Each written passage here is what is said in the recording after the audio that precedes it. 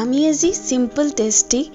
chicken জোল বনাম হেলদিও হয় কাৰণ আমি ইয়াত বেছি মছলা ব্যৱহাৰ কৰা নাই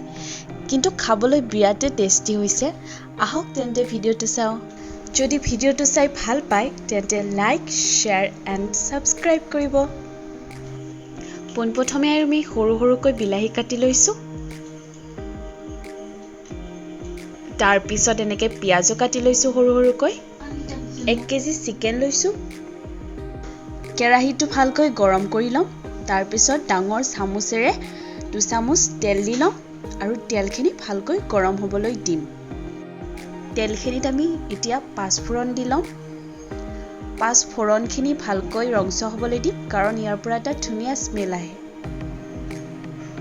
তাৰ পিছত শুকান জলকীয়া দিম আপোনালোকে কেঁচা জলকীয়াও ব্যৱহাৰ কৰিব পাৰে আমি এতিয়া কাটি থোৱা পিয়াজখিনি তেলখিনি দি দিম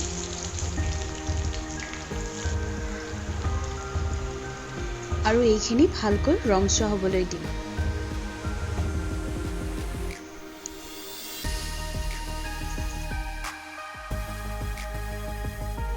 এইখিনি যেতিয়া অলপ ৰংচোৱা হ'ব তেতিয়া আমি ইয়াত নহৰুৰ পেষ্ট শুকান জিৰাৰ পেষ্ট আৰু আদাৰ পেষ্ট দি লম আৰু এইখিনি ভালকৈ মিহলাই লম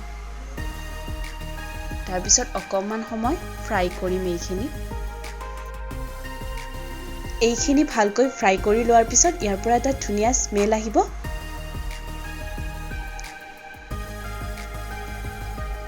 তাৰ পিছত আমি ইয়াত বিলাহী এড কৰিছো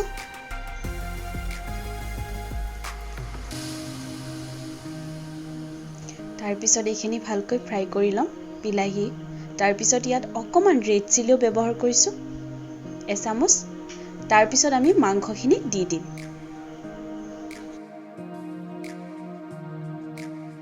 তাৰ পিছত এইখিনি ভালকৈ মিক্স কৰি লম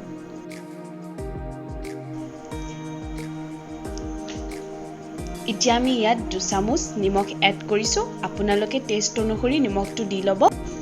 তাৰ পিছত আমি হালধিৰ গুড়ি 1.5 চামুচ দি লৈছো এতিয়া আমি এইখিনি ভালদৰে ফ্ৰাই কৰি লম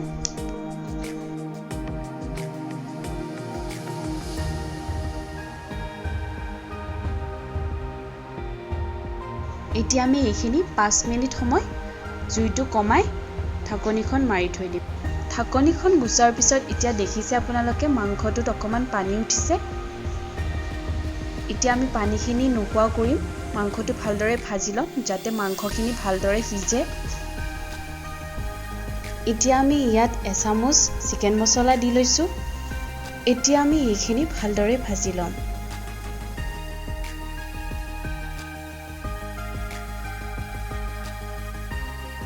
এতিয়া আমি কাটি লোৱা বইল আলু এড কৰিছো